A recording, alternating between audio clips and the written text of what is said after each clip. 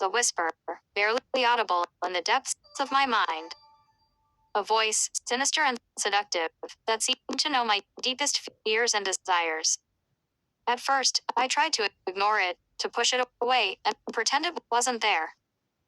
But as the nights grew longer and the darkness crept closer, the voice grew louder, more insistent. I found myself unable to sleep, haunted by the voice that seemed to be calling out to me, beckoning me to listen. And as much as I tried to resist, I found myself drawn to it, unable to escape its grasp. One night, as I lay in bed, the voice took over me completely. It whispered dark thoughts and twisted fantasies, filling my mind with images of violence and destruction. I tried to fight back, to regain control of my own thoughts, but it was no use. The voice was too powerful, too overwhelming.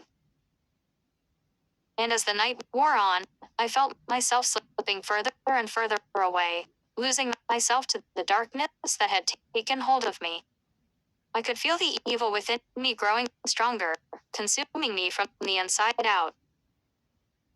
When morning finally came, I awoke to find myself covered in blood, surrounded by the remnants of my own twisted deeds. The voice in my head had won, and I was left to face the horrifying reality of what I had become. From that day on, I was no longer in control of my own actions.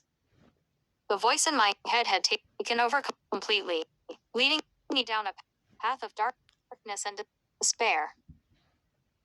And as the nights grew longer and the darkness crept closer, I knew that evil had won, and there was no turning back. The horror of what I had become haunted me every waking moment, a constant reminder of the power that the voice in my head held over me.